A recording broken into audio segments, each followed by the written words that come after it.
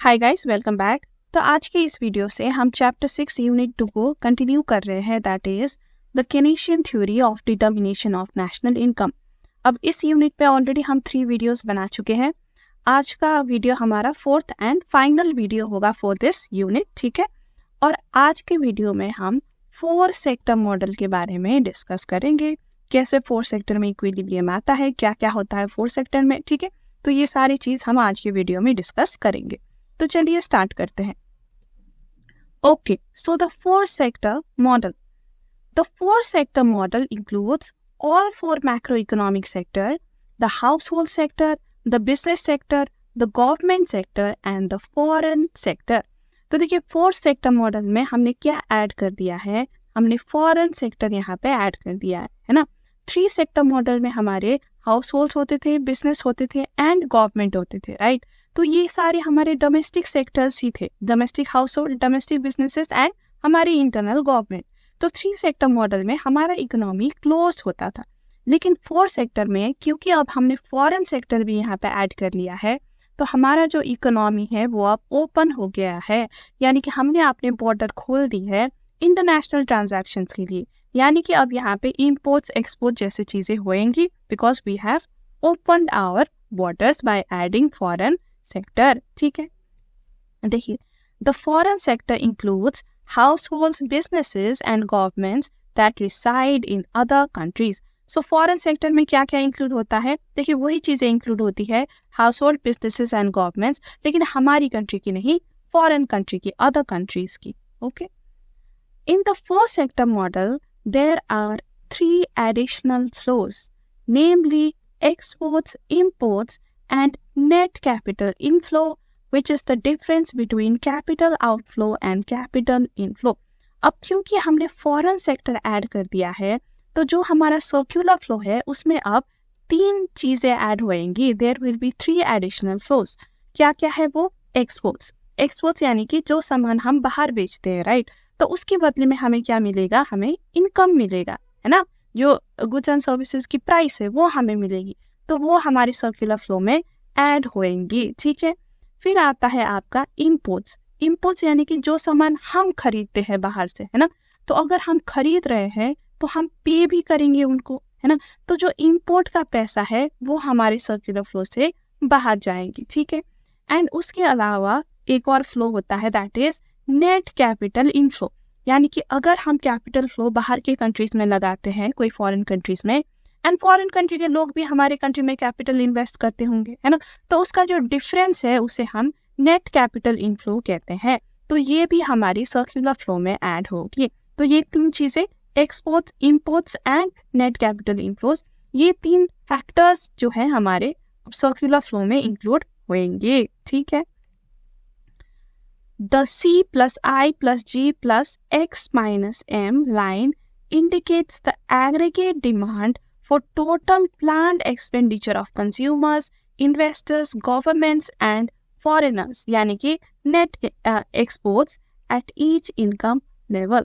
देखिए अब 4 सेक्टर में हमारा एग्रीगेट डिमांड क्या होगा? It will be represented by this formula. देखिए 3 सेक्टर में हमारा क्या होता था एग्रीगेट डिमांड? वो होता था हमारा consumption plus investment plus government expenditure, right. अब 4 सेक्टर में हमने क्या किया है? फॉरेन सेक्टर भी इंक्लूड कर लिया है ना। तो यानी कि अब हमारे एग्रीगेट डिमांड में इंपोर्ट्स एंड एक्सपोर्ट्स भी इंक्लूड होंगे। देखिए जो भी चीज हम एक्सपोर्ट करते हैं, यानी कि बाहर के लोग हमसे वो चीज डिमांड कर रहे हैं, है ना, तो हमारे एग्रीगेट डिमांड में वो आएगी। Export is represented bye x, ठीक है। लेकिन जो चीज हम इंपोर्ट कर रहे हैं वो हम फॉरेन कंट्रीज से डिमांड कर रहे हैं। जो हमारा इंटरनल एग्रीगेट डिमांड है, यानी कि जो हमारी डोमेस्टिक डिमांड है, उससे वो चीज कम हो रही है ना। जैसे कि देखिए अगर हम इंपोर्ट करते हैं तो हम अपने डोमेस्टिक प्रोड्यूसर से तो डिमांड नहीं कर रहे हैं, है ना, हम फॉरेन लोगों से डिमांड कर रहे हैं। तो जो हमारे डोमेस्टिक प्रोड्यूसर्स की डिमांड है वो कम हो जाएंगी, इसलिए जो इंपोर्ट है हमें उसे सब्ट्रैक्ट करना पड़ेगा और इसको हम कहते हैं नेट एक्सपोर्ट्स। यानी कि जितना हमारा एक्सपोर्ट है उससे हमने इंपोर्ट को सब्ट्रैक्ट कर दिया, तो ये हमारा नेट एक्सपोर्ट्स बन जाता है। And this is added in the aggregate demand for 4 sector, ठीक है। एक्सपोर्ट हमारी डिमांड को इंक्रीज करता है, हमारी इंटरनल डिमांड को, क्योंकि देखिए जो लोग एक्सपोर्ट हम जिन्हें कर रहे हैं वो हमारे देश से सामान डिमांड कर रहे हैं ना, so it increases our aggregate demand. लेकिन जब भी हम इंपोर्ट करते हैं तो हमारी जो एग्रीगेट डिमांड है, डोमेस्टिक एग्रीगेट डिमांड है, वो कम हो जाती है, क्योंकि हम डिमांड कर रहे हैं फॉरेन लोगों से, उनकी डिमांड हम बढ़ा रहे हैं, अपना डिमांड हम कम कर रहे हैं। So I hope you understood this x minus m, ठीक है। So aggregate demand in the 4 sector model would be C plus I plus G plus x minus m, यानी कि exports minus imports. The domestic economy trade goods with foreign sectors through exports and imports. Exports are injections in the national income, while imports act as leakages or outflow of the national income. देखिए एक simple circular flow हम assume कर लेते हैं, house hold and form, ठीक है ना। तो ये ऐसे चलता था, राइट। देखिए अब क्या होगा, अगर हम एक्सपोर्ट करेंगे तो एक्सपोर्ट करने से क्या होगा, फॉरेन लोग हमें पैसा देंगे, है ना। तो पैसा हमारे कंट्री में, हमारे इकोनॉमी की सर्कुलर फ्लो में ऐड होगा। तो इसलिए एक्सपोर्ट हमारे लिए क्या है, हमारे लिए इंजेक्शन है, ठीक है। लेकिन अगर हम इंपोर्ट करेंगे, देखिए हम हाउस होल्ड है ना, या फिर फॉर्म्स भी चलिए, वो भी सामान इंपोर्ट कर सकते हैं। तो अगर हम इंपोर्ट करेंगे, देखिए अगर हाउस होल्ड इंपोर्ट करता है तो ये पैसा डोमेस्टिक फॉर्म को क्या जाएगा, नहीं जाएगा, राइट। ये पैसा कोई बाहर फॉरेन गवर्नमेंट को, फॉरेन कंट्री को जाएगा, है ना। तो इसलिए हमारी सर्कुलर फ्लो से यहाँ पे क्या हो रही है, लीकेज हो रही है। सिमिलरली अगर फर्म्स भी बाहर से इनपुट्स मंगाते हैं या फैक्टर्स ऑफ प्रोडक्शन जो है वो बाहर के कंट्री से लेते हैं, तो क्या होगा, देखिए फर्म को भी बाहर पेमेंट करनी पड़ेगी, फॉरेन कंट्रीज को पेमेंट करनी पड़ेगी, है ना। तो ये हाउस होल्ड को वापस पेमेंट नहीं कर पाएगा, है ना। तो ये चीज हमारे सर्कुलर फ्लो से अगेन क्या हो रही है, लीकेज हो रही है। तो जो भी हम इंपोर्ट करते हैं उसकी वजह से हमारी सर्कुलर फ्लो से लीक होती है, एंड जो भी हम एक्सपोर्ट करते हैं उसकी वजह से हमारी जो सर्कुलर फ्लो है उसमें ऐड होती है, उसे हम इंजेक्शन कहते हैं, ठीक है, understood. Okay, export represents foreign demand for domestic output, हमारे देश के आउटपुट की जो फॉरेन डिमांड है उसे हम एक्सपोर्ट कहते हैं, है ना। And therefore are part of aggregate demand, तो इसलिए ये एग्रीगेट डिमांड की पार्ट होगा, क्योंकि डिमांड किस चीज की हो रही है, देखिए डोमेस्टिक आउटपुट की ही डिमांड हो रही है, यानी कि हमारे जो बिजनेसेस है, हमारे जो फर्म्स है, उन्हीं से डिमांड यहाँ पे हो रही है ना। So it will be added in the aggregate income. Since imports are not demand for domestic goods, we must subtract them from aggregate demand, ठीक है। जब हम इंपोर्ट करते हैं तो हम डोमेस्टिक गुड्स की डिमांड नहीं कर रहे हैं, है ना, तो that must be subtracted from our aggregate demand. Okay, the demand for imports has an autonomous component and is assumed to depend on income. Imports depend upon marginal propensity to import, which is the increase in import demand per unit increase in GDP. देखिए अब इसको समझने के लिए ना हमें 3 sector में हमने टैक्स कैसे कैलकुलेट किया था उसको थोड़ा सा याद करना पड़ेगा। देखिए हमने टोटल टैक्स वहां पे कैसे निकाला था, हमने पहले ऐड किया था यहाँ पे ऑटोनोमस टैक्स, यानी कि वो पोर्शन ऑफ टैक्स जो इनकम में डिपेंड नहीं करता, राइट। एंड इसमें हमने ऐड किया था TY, यानी कि वो पोर्शन ऑफ टैक्स जो आपके इनकम में डिपेंड करता है। Y यहाँ पे आपका इनकम रिप्रेजेंट करता था एंड T रिप्रेजेंट करता था टैक्स रेट, एंड TY मिलके हमें वो पोर्शन ऑफ इनकम देते थे जो आप टैक्स में स्पेंड करो, है ना। तो देखिए ऑटोनोमस टैक्स एंड ये वाला टैक्स जो इनकम में डिपेंड करता है, प्रोपोर्शनल टैक्स जिसे हम कहते हैं, राइट, प्रोग्रेसिव टैक्स, तो ये दोनों मिला के आपका टोटल टैक्स यहाँ पे निकल आता था। अब इंपोर्ट के केस में भी कुछ ऐसा ही है, ठीक है। देखिए इंपोर्ट को हम रिप्रेजेंट करते हैं बाय M, ठीक है। तो टोटल इंपोर्ट आपका कितना होगा, देखिए it will be the sum of first autonomous import, यानी कि वो इंपोर्ट जो आपके इनकम में डिपेंड नहीं करता, ठीक है।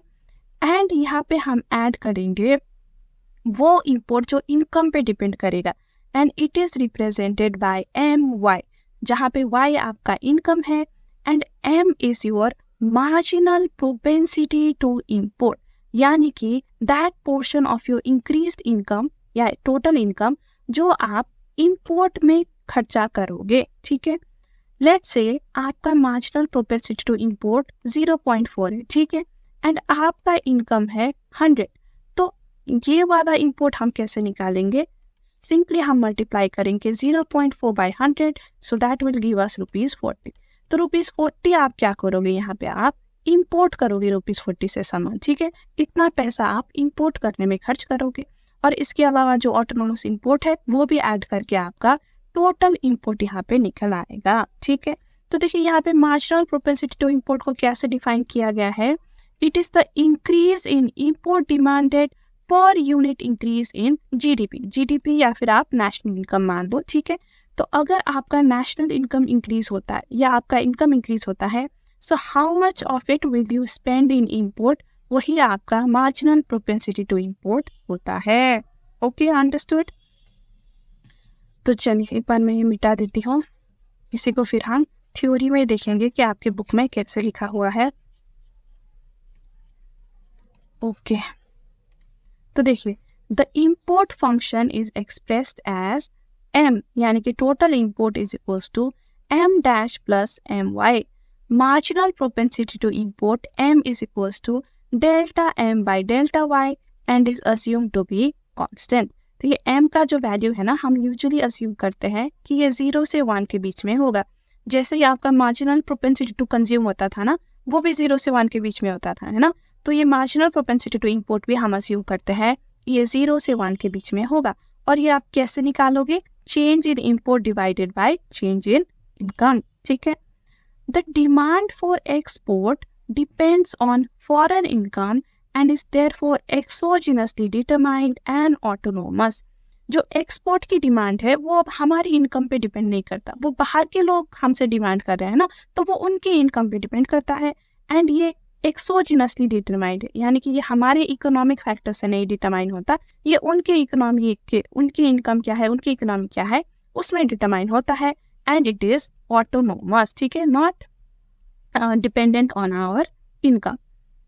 Imports are subtracted from exports to derive net exports, which is the foreign sector's contribution to aggregate expenditure, ठीक है। aggregate expenditure यानी कि aggregate demand, हम export माइनस import करते हैं। देखिए export को हम x से रिप्रेजेंट करते हैं, import को m से, ठीक है। तो ये हमें देता है net export, and this is the contribution of the foreign sector in our aggregate demand, यानी कि फोर्थ सेक्टर के एग्रीगेट डिमांड में हम नेट एक्सपोर्ट को भी ऐड करते हैं along with consumption, investment and government expenditure. Okay, अब फोर्थ सेक्टर में इक्विलिब्रियम कब आए? देखिए, as noted above, the equilibrium level of national income is determined at the level at which the aggregate demand is equal to the aggregate supply. देखिए fourth sector में भी equilibrium में क्या होनी चाहिए, आपकी एग्रीगेट डिमांड एग्रीगेट सप्लाई की बराबर होनी चाहिए। लेकिन यहाँ पे एग्रीगेट डिमांड की जो कंपोनेंट है वो चेंज हो गई है as compare to three sector model, है ना। So the equilibrium condition is expressed as follows. देखिए y जो कि आपका एग्रीगेट सप्लाई है, it will be equal to c plus i plus g plus x minus m।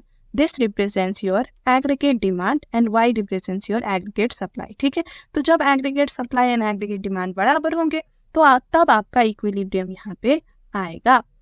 अब देखिए, अब C क्या है, हमने पहले ही पढ़ा है, कंजम्पशन हम कैसे डिटरमाइन करते हैं, that is A plus B y minus T, जहाँ पे T is our lump sum tax, right. तो C ये कंजम्पशन फंक्शन तो हम पहले ही बहुत बार पढ़ चुके हैं, आपको ऑलरेडी पता होगा, है ना। ओके, एंड m इंपोर्ट हम कैसे निकालते हैं? देखिए, import would be your autonomous import plus that import which depends on income, है ना। सो m dash plus my would give you your total import. तो ये फॉर्मूला को हम अब एक्सपैंड करके कैसे लिखेंगे? देखिए, so the equilibrium level of national income can now be expressed by y is equals to, देखिए अब यहाँ c की जगह हमने c का फंक्शन डाल दिया, ठीक है, i and g as it is है, x भी एज इट इज है, एंड m की जगह हमने क्या करा, यहाँ पे m की जो ये फंक्शन है वो डाल दी है।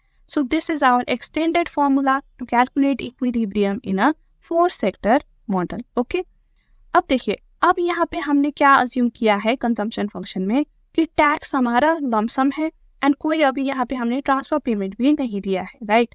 लेकिन हमें पता है कि कभी कभार प्रोग्रेसिव टैक्स भी होता है रियल लाइफ में along with this lump sum tax, है ना। प्रोग्रेसिव टैक्स रेट होता है एंड ट्रांसफर पेमेंट भी गवर्नमेंट करती है। तो उस टाइम पे हमारा कंजम्पशन फंक्शन चेंज होगा। तो कैसे दिखेगा कंजम्पशन फंक्शन उस टाइम पे? देखिए, if in the model proportional income tax and government transfer payments are incorporated, then C would be A plus B Y minus T dash, यानी कि autonomous tax minus T Y, ठीक है, plus T R. ये हम 3 sector में ही पढ़ चुके हैं, ये वाला कंजम्पशन फंक्शन, है ना। तो बस अब इसको हम यहाँ पे ऐड करेंगे। सो इससे हमारा इक्विलिब्रियम नेशनल इनकम 4 सेक्टर में कैसे आएगा? देखिए, सी की जगह हमें ये सी का फंक्शन, लंबा वाला फंक्शन डालना पड़ेगा। I would be same, G would be same, X would also be same. Import की जगह हम ये इम्पोर्ट का फंक्शन डालेंगे। So this will give us the equilibrium. Okay, so I hope you understood. हम अभी न्यूमेरिकल भी करके देखेंगे अभी ये वीडियो के एंड में, फिर आपको ज़्यादा इजीली समझ आएगा। ओके, तो देखिए, अब यही इक्विलिब्रियम को ग्राफ में किस तरह से दिखाया गया है। एक बहुत ही सिंपल ग्राफ यहाँ पे बनाई गई है। देखिए, ये 45 डिग्री लाइन ये आपका क्या रिप्रेजेंट करता है? This represents your aggregate supply. देखिए, 4 सेक्टर मॉडल में आपका एग्रीगेट सप्लाई सेम है as compare to your 3 sector model. यहाँ पे भी बस कंजम्पशन, सेविंग एंड टैक्स, ठीक है, यही 3 कंपोनेंट है एग्रीगेट सप्लाई में। लेकिन 4 सेक्टर में जो आपका एग्रीगेट डिमांड का कंपोनेंट है वो चेंज हो गया है ना। एग्रीगेट डिमांड में एक्सपोर्ट माइनस इंपोर्ट यहाँ पे ऐड हो गई है। अब जहाँ पे ये aggregate supply and aggregate demand interact करेंगे, इंटरसेक्ट मीट करेंगे, वही हमारा इक्विलिब्रियम हो जाता है। अब इसी इक्विलिब्रियम में यहाँ नीचे फिगर में देखिए, इंजेक्शन एंड लीकेज के फिगर में देखिए, यहाँ पे क्या हो रहा है? जो आपकी लीकेज है वो बराबर हो रही है आपकी इंजेक्शन से, ठीक है। अब लीकेज क्या क्या है 4 सेक्टर मॉडल में? देखिए, सेविंग एंड टैक्स ये तो हमें पता ही था, ये तो 3 सेक्टर से ही हम कह रहे हैं कि ये लीकेज है, राइट। इसके अलावा जो हमारे इंपोर्ट है वो भी हमारी लीकेज है, हमने अभी भी पढ़ा है ना। और 4 सेक्टर मॉडल में तो इंपोर्ट भी होती है, so import will be added in your leakages. And देखिए, इंजेक्शंस में क्या क्या ऐड हो गई यहाँ पे? आई एंड जी, ये तो पहले से ही 3 सेक्टर मॉडल में भी हमारे यही इंजेक्शन थे। अब इसमें एक्सपोर्ट भी यहाँ पे ऐड हो गई है, क्योंकि export is also injection and export 4 sector model में होता है ना। ओपन इकोनॉमी जब होता है तब होता है। तो देखिए, injection and leakages and injections में भी यहाँ पे हमारी थोड़ी सी एडिशन हो गई है। एंड जहाँ पे लीकेज एंड इंजेक्शंस इक्वल हो रहे हैं, बराबर हो रहे हैं, वही हमारा यहाँ पे इक्विलिब्रियम होगा। Okay, simple. ओके, अब बात करते हैं about effects of leakages and injections in a 4 sector model. 4 sector model को लीकेजेस एंड इंजेक्शंस कैसे अफेक्ट करती है? देखिए, we have seen above that only net exports are incorporated into the 4 sector model of income determination। तो 4 sector में हमने क्या add कर लिया? नेट एक्सपोर्ट को यहाँ पे ऐड कर लिया है, ठीक है। We know that injections increase the level of income and leakages decrease it। ये तो हमें पता ही है, राइट। जब आप कोई चीज इंजेक्ट करते हो तो वो हमारी इनकम को, सर्कुलर फ्लो को एंड अल्टीमेटली इनकम को इंक्रीज करती है, एंड लीकेज क्या करती है? हमारी इनकम को डिक्रीज करती है। देखिए, therefore if net exports are positive, that is if your export is greater than import, फिर यहाँ पे क्या होगा? There is net injection and national income increases. देखिए, अगर हमारा एक्सपोर्ट ज्यादा है इंपोर्ट से, तो यानी कि हम एक्सपोर्ट ज्यादा करें, हमारे देश के अंदर ज्यादा पैसा आ रहा है एज कम्पेयर टू जो बाहर जा रहा है, राइट। सो नेट में क्या हो रहा है? नेट में हमारी सर्कुलर फ्लो में इंजेक्शन ही हो रही है ना। तो इसके वजह से हमारा नेशनल इनकम क्या होगा? इंक्रीज होगा। लेकिन conversely, if your export is less than import, या इंपोर्ट अगर ग्रेटर है, तो नेट में हमारे देश से पैसा बाहर जा रहा है, राइट, विड्रॉल हो रहा है हमारे सर्कुलर फ्लो से। तो इसके वजह से क्या होगा? नेशनल इनकम हमारा डिक्रीज होगा। सिंपल, ठीक है। अब इसी को ना आपके बुक में फिगर में भी समझाया हुआ है, तो चलिए फिगर में देख लेते हैं। Effects on income when import is greater then export. देखिए, जब इंपोर्ट ग्रेटर होता है एक्सपोर्ट से, तो क्या होता है? यहाँ पे हमारी नेशनल इनकम डिक्रीज होती है ना। तो कैसे डिक्रीज होती है, चलिए ये फिगर में हम देख लेते हैं। देखिए ये फिगर में क्या दिया हुआ है, ये जो है ये एग्रीगेट सप्लाई है, राइट, एंड ये जो है ये एग्रीगेट डिमांड है। अब ये 3 सेक्टर के डिमांड एंड सप्लाई है, क्योंकि यहाँ पे अभी भी एक्सपोर्ट इंपोर्ट ऐड नहीं करी गई, ठीक है। तो 3 सेक्टर में देखिए आपका इक्विलिब्रियम हो रहा है एट पॉइंट F। अब मान लीजिए हमने अपना बॉर्डर खोल दिया है, ठीक है। अब बॉर्डर खोलने से क्या होगा, हमारा एग्रीगेट डिमांड चेंज होगा, एग्रीगेट सप्लाई तो सेम ही रहेगा, राइट, लेकिन हमारे एग्रीगेट डिमांड में एक्सपोर्ट माइनस इंपोर्ट यानी कि नेट जो इंपोर्ट है या नेट एक्सपोर्ट है वो ऐड होगा, है ना। तो ये हमारा नया एग्रीगेट डिमांड हो गया। तो देखिए क्योंकि यहाँ पे इंपोर्ट ग्रेटर है, राइट, तो ये हमारा एग्रीगेट डिमांड जो है ये कम होगा पहले से। तो ये पहले हमारा aggregate demand C + I + G था, राइट। अब हमारा एग्रीगेट डिमांड है C + I + X + G + X - M, लेकिन यहाँ पे इंपोर्ट ग्रेटर है एक्सपोर्ट से, सो जो ये X - M है ये आपका नेगेटिव फिगर होगा, है ना। तो नेगेटिव होगा तो ये आपके एग्रीगेट डिमांड को क्या करेगा, कम करेगा। तो आप देख सकते हो, देखिए बिकॉज ऑफ एग्रीगेट डिमांड कम हो गई है, आपकी aggregate supply and aggregate demand अब मीट कर रहे हैं एट दिस पॉइंट E। तो देखिए पहले आपका क्या था, पहले आपका जो इक्विलिब्रियम नेशनल इनकम था ना वो पॉइंट F में था, ठीक है। लेकिन देखिए ये एक्सपोर्ट माइनस इंपोर्ट या फिर नेट एक्सपोर्ट आपका नेगेटिव है, इसलिए आपका एग्रीगेट डिमांड कम हो गया है एंड इसकी वजह से जो equilibrium level of national income है ना वो भी F से डिक्रीज होके E में आ गया है। तो बेसिकली ये फिगर आपको ये दिखाना चाहता है कि अगर इंपोर्ट ज़्यादा होता है ना एक्सपोर्ट से, तो इस तरह से हमारा जो इक्विलिब्रियम नेशनल इनकम है वो डिक्रीज हो जाएगा। अंडरस्टूड, ठीक है। तो चलिए आगे बढ़ते हैं। ओके, अब आज की एक और इम्पोर्टेंट टॉपिक की तरफ हम बढ़ते हैं, that is 4 sector multiplier. You may recall that the multiplier in a closed economy is 1 divided by 1 minus b। देखिए जो एक्सपेंडिचर या इन्वेस्टमेंट मल्टीप्लायर था आपका क्लोज्ड इकोनॉमी में, that was 1 divided by 1 minus b। b यानी कि आपकी marginal propensity to consume, है ना, ये हमारा मल्टीप्लायर होता था। अब देखिए the autonomous expenditure multiplier in a 4 sector model includes the effect of foreign transactions also and is stated as 1 divided by 1 minus b plus m, where m is the propensity to import which is greater than 0। तो देखिए अब 4 sector में हमारा multiplier क्या होगा, देखिए 1 divided by 1 minus B तो as it is रहेगा, लेकिन इसमें जो इंपोर्ट का कंपोनेंट है ना, मार्जिनल प्रोपेंसिटी टू इंपोर्ट, वो भी ऐड होगा। देखिए क्या होता है ना कि हमने क्या कहा था कि जो मार्जिनल प्रोपेंसिटी टू कंज्यूम है वो आपके मल्टीप्लायर से डायरेक्टली रिलेटेड है, यानी कि greater the marginal propensity to consume higher would be the multiplier, ठीक है। अब देखिए इंपोर्ट क्या करती है, आपकी मल्टीप्लायर को कम करती है, क्योंकि इंपोर्ट की वजह से क्या हो रहा है, लीक हो रहा है सब इनफ्लो से पैसा, है ना। तो जितना पैसा लीक होगा उसकी वजह से आपका जो मल्टीप्लायर है उसका स्ट्रेंथ कम होता जाएगा। तो देखिए डिनोमिनेटर में अगर हम कोई चीज़ ऐड करते हैं ना, तो जो यहाँ पे आपका मल्टीप्लायर है, जिसको मैं m लिख देती हूँ अभी, ठीक है, तो जो मल्टीप्लायर है इसका स्ट्रेंथ कम हो जाता है डिनोमिनेटर में ऐड करने से, ठीक है। डिनोमिनेटर जितना कम हो ना उतना ये जो आउटपुट है, वैल्यू है, वो इंक्रीज होता है। देखिए हमने मार्जिनल प्रोपेंसिटी टू कंज्यूम के टाइम में भी देखा था कि जितना आप मार्जिनल प्रोपेंसिटी टू कंज्यूम को लेस करोगे, राइट, जितना कम होगा ये डिनोमिनेटर की वैल्यू, उतना ही हमारा मल्टीप्लायर यहाँ पे ज़्यादा इंक्रीज होता था। लेकिन जब हम इंपोर्ट को ऐड करते हैं ना, तो यहाँ पे हम डिनोमिनेटर को इंक्रीज कर रहे हैं, जिससे कि मल्टीप्लायर की वैल्यू कम होती है। एंड लॉजिकली भी देखें तो आपको पता ही है कि जो इंपोर्ट है वो क्या है, वो लीकेज है, ठीक है। तो जितना ज़्यादा आपका इंपोर्ट होगा, जितना ज़्यादा मार्जिनल प्रोपेंसिटी टू इंपोर्ट होगा, आपकी मल्टीप्लायर की वैल्यू उतनी ही कम होगी।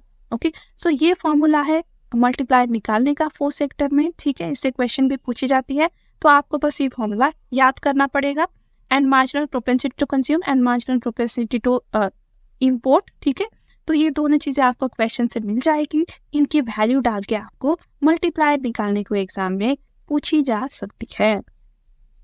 Okay, now some more points about multiplier. देखिए the term 1 divided by 1 minus B plus m is known as the foreign trade multiplier whose value is determined by marginal propensity to consume B and marginal propensity to import M. तो ये जो four sector multiplier है ना, इसको हम foreign trade multiplier भी कहते हैं, ठीक है।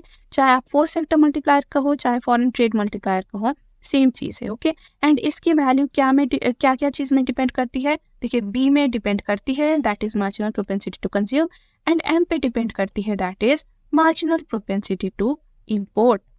The greater the value of M, the lower will be the autonomous expenditure multiplier. जो ये फोर सेक्टर मल्टीप्लायर है, देखिए उसकी वैल्यू डिपेंड करता है M पे, एंड M का वैल्यू जितना ज्यादा है उतना ही मल्टीप्लायर कम होगा, because M represents leakage in the economy, ठीक है। तो जितना हायर M उतना ही कम यहाँ पे एक्सपेंडिचर मल्टीप्लायर होगा।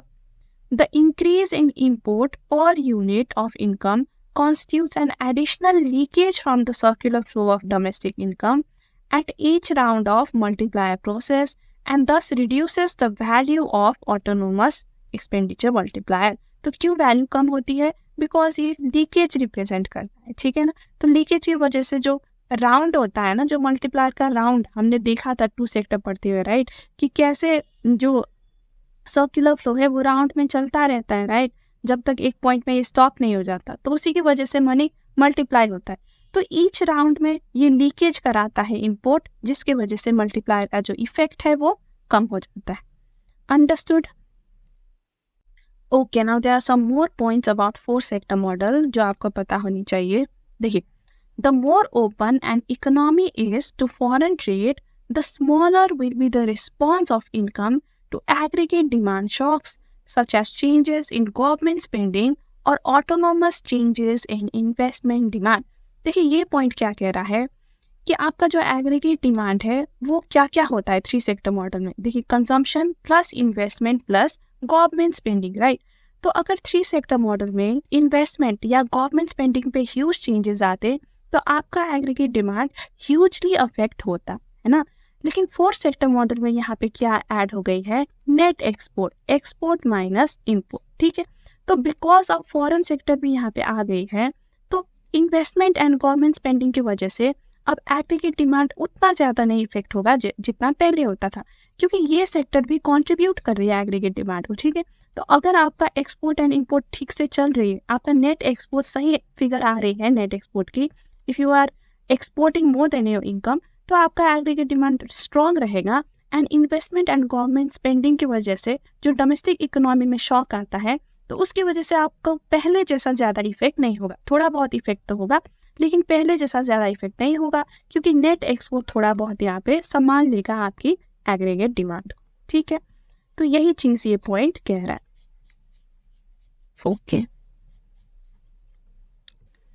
Okay, now the higher the value of M, the larger proportion of this induced effect on demand for foreign not domestic or consumer goods. देखिए जितना ही ज्यादा आपका M का वैल्यू है, यानी कि मार्जिनल प्रोपेंसिटी टू इंपोर्ट अगर आपका बहुत ज्यादा है, तो इसका ये मतलब है कि आपकी इकोनॉमी में फॉरेन गुड्स की डिमांड ज्यादा है as compare to your domestic consumer goods, ठीक है। तो आपके एग्रीगेट डिमांड में भी जो फॉरेन गुड्स की डिमांड है उसका इम्पैक्ट यहाँ पे ज्यादा दिखेगा।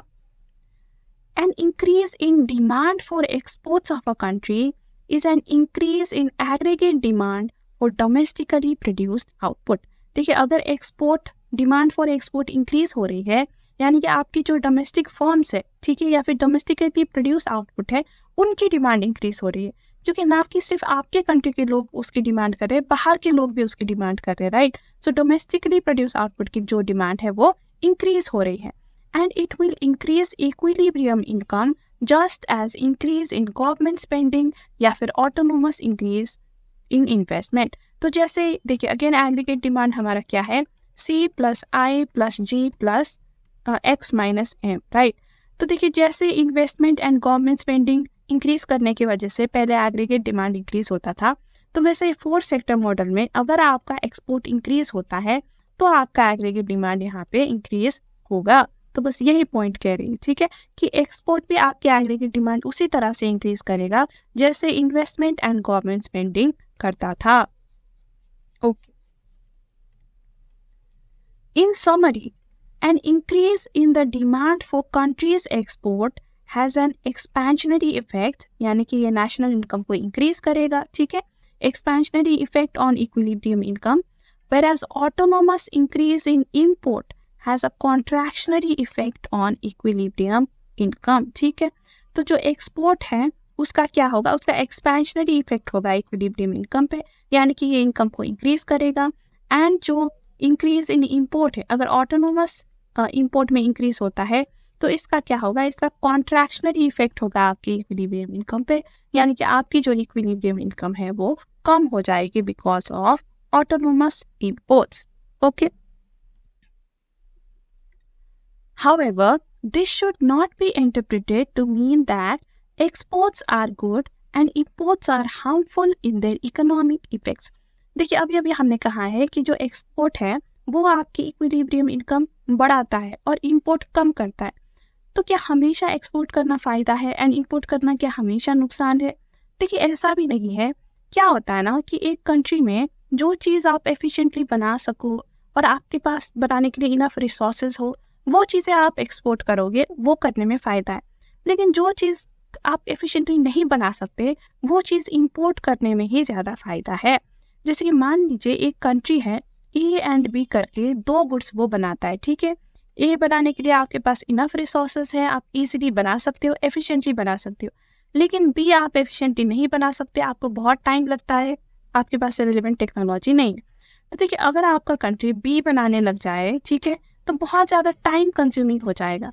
ये टाइम में तो आप ए ज़्यादा बना सकते थे, राइट, क्योंकि ए आप एफिशिएंटली बना भी सकते हो तो ज़्यादा बना के एक्सपोर्ट कर लेते, और बी जो है ये आप इंपोर्ट कर लेते। खुद से बनाने की क्या ज़रूरत है, खुद से बनाओगे तो आपका ही टाइम का नुकसान होगा, तो वो टाइम तो ए को दो ना, ए बनाने में लगाओ, ठीक है। तो देखिए हर कंट्री ये फैसला करता है कि क्या चीज़ की उसको प्रोडक्शन एंड एक्सपोर्ट करने में फ़ायदा है और क्या चीज़ इंपोर्ट करने में ही फ़ायदा है, इंपोर्ट करने में ही उसकी टाइम एंड रिसोर्सेज सेव होगी। तो उस तरह से कैलकुलेट करके आपको देखना पड़ेगा कि क्या चीज़ आपको एक्सपोर्ट करनी है, क्या इंपोर्ट करनी है, ठीक है। तो हमेशा इंपोर्ट करना नुकसानदायी नहीं होता। जो चीज़ आप खुद से एफिशिएंटली नहीं बना सकते उसको इंपोर्ट ही कर लो और वो टाइम लगाओ बाकी चीज़ बनाने में जो आप एक्सपोर्ट कर सकते हो। Okay, countries import goods that can be more efficiently produced abroad. जो चीज़ बाहर ज़्यादा एफिशिएंटली प्रोड्यूस हो सकती है आपकी कंट्री के मुकाबले में, वो चीज़ कंट्रीज इंपोर्ट करते हैं, ठीक है। And trade increases the overall efficiency of world wide allocation of resources. तो ऐसा करने से क्या होगा, जो आपकी कंट्री के पास अबंडेंट रिसोर्सेज है वो यूटिलाइज हो जाएंगी, है ना, और जो बाकी कंट्री के पास भी जो रिसोर्सेज उनके पास है वो यूटिलाइज हो जाएंगे। अब अगर आप ए ही बनाओगे जो बनाने में आप एफिशिएंट हो, तो आपकी कंट्री के रिसोर्सेज ये एफिशिएंट चीज़ बनाने में यूटिलाइज हो जाएंगे, है ना, तो आपकी इकोनॉमी में रिसोर्स एलोकेशन अच्छे से होंगी। सिमिलरली जो कंट्री बी अच्छे से बनाता है, ठीक है, तो उसके रिसोर्सेज बी बनाने में यूटिलाइज हो जाएंगे, तो अच्छे से एलोकेशन हो जाएंगी उसके रिसोर्सेज भी, और वर्ल्ड वाइड जो ट्रेड की एफिशिएंसी है वो भी इंक्रीज होगी। This forms the rationale for attempts to stimulate the domestic economy by promoting exports and restricting imports। तो देखिए जो कंट्रीज है वो यही रैशनल यूज करके क्या करते हैं, जो चीज़ वो बना सकते हैं वो एक्सपोर्ट करते हैं, ठीक है, उसकी एक्सपोर्ट को प्रमोट करते हैं, एंड जो चीज़ वो नहीं बना सकते वो इंपोर्ट करते हैं, और वो ऐसा कोशिश करते हैं कि एक्सपोर्ट ही ज़्यादा करें एज कम्पेयर टू इम्पोर्ट्स, ठीक है। एक्सपोर्ट वाले जो गुड्स है उसमें आपने ज़्यादा रिसोर्सेज लगाए एंड इम्पोर्ट्स को रेस्ट्रिक्ट करने की कोशिश करें।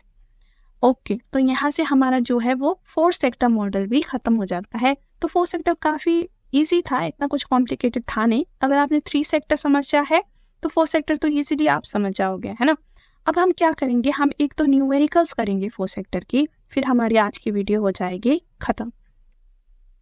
Okay, so the first question is the consumption function C is equals to 40 + 0.8 YT, T यानी कि tax is equals to 0.1 I, investment is equals to 60 crore and government spending is equals to 40 crore. उसके अलावा export भी हमें दिया हुआ है 58 and import भी हमें दिया हुआ है 0.05 Y। Find out the equilibrium level of income, net export and net export if export were to increase by 6.25। तो चलिए पहले हम इक्विलिब्रियम इनकम निकाल लेते हैं। सो इक्विलिब्रियम इनकम हमारा है consumption plus investment plus government spending plus net exports, right, यानी कि एक्सपोर्ट माइनस इम्पोर्ट। अब सबकी वैल्यू यहाँ पे डाल देते हैं। देखिए कंजम्पशन की जगह इसके फंक्शन डाल दो 40 प्लस 0.8। अब YD हमें पता है, YD का मतलब है Y minus tax, right, Y minus, देखिए अब टैक्स हमें कितना दिया हुआ है 0.1 Y, ठीक है। तो कंजम्पशन हमारा हो गया। इन्वेस्टमेंट हमें दिया है 60 प्लस गवर्नमेंट स्पेंडिंग हमें दिया है 40 प्लस एक्सपोर्ट हमें दिया है 58, ठीक है, और इंपोर्ट हमें दिया हुआ है 0.05 Y। अब इंपोर्ट को हमें लेस करना है माइनस 0.05 Y। तो देखिए अब हमें यहाँ पे क्या करना है, सारा ब्रैकेट खोलना है, Y को एक साइड करना है। तो इस तरह से Y की जो वैल्यू है वो हमारी निकल जाएगी। यहाँ पे आपका आंसर आएगा 600 करोड़, ठीक है। So this is your equilibrium national income.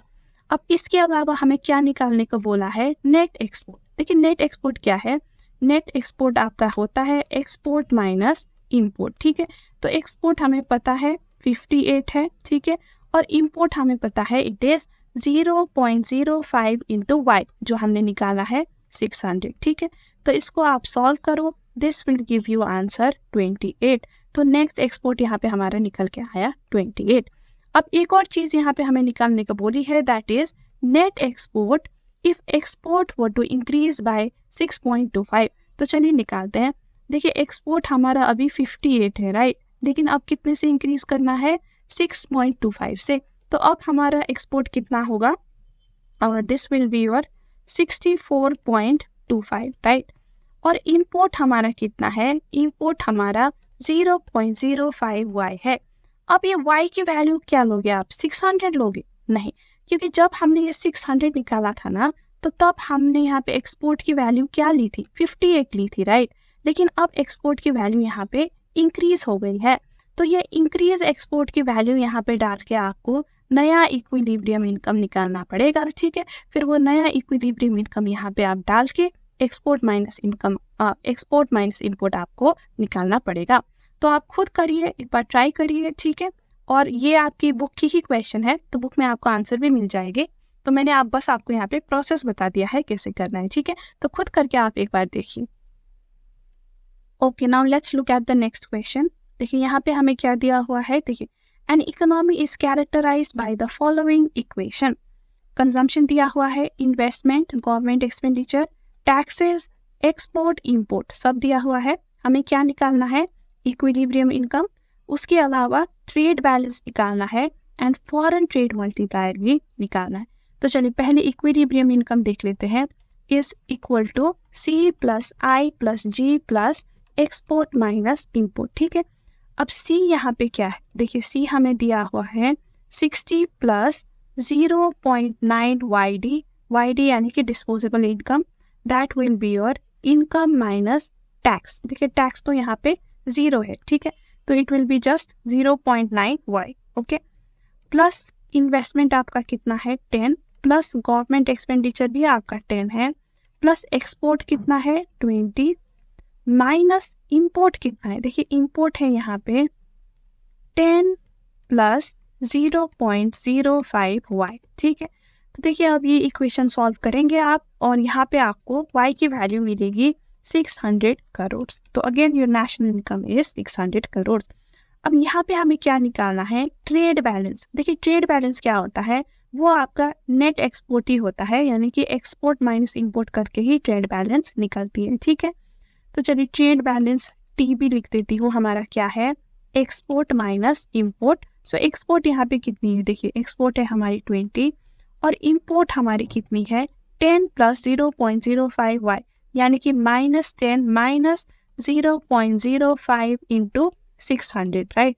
तो इससे हमारा वैल्यू क्या निकलेगा, ये सॉल्व करने के बाद हमारा आंसर निकलेगा -20, यानी कि यहाँ पे इंपोर्ट आपका ज्यादा है एज कम्पेयर टू एक्सपोर्ट, इसलिए माइनस पे आंसर आया, ठीक है। तो यहाँ पे आपको क्या फेस कर रहे हो, you are facing trade deficit, इसे हम कहते हैं, जहाँ पे आपका इंपोर्ट ज्यादा होता है ना एक्सपोर्ट से, उसे हम ट्रेड डेफिसिट कहते हैं। So your trade balance represent a trade deficit of -20।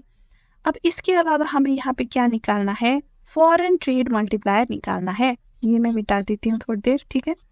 अब फॉरेन ट्रेड मल्टीप्लायर का फॉर्मूला क्या है, देखिए फॉरेन ट्रेड मल्टीप्लायर का फॉर्मूला है 1 divided by 1 minus B plus M, है ना। अब 1 डिवाइडेड बाय 1 माइनस बी यानी कि marginal propensity to consume, this is given by 0.9, ठीक है। ये कंजम्पशन फंक्शन से हमें मिलेगा। एंड एम हमें कहाँ मिलेगा, इंपोर्ट फंक्शन से मिलेगा, ठीक है। This is marginal propensity to import, वो है आपका 0.05। सो प्लस 0.05 यहाँ पे कर दो, फिर इसको सॉल्व करो, यहाँ पे आपको मल्टीप्लायर का वैल्यू मिलेगा 6.66।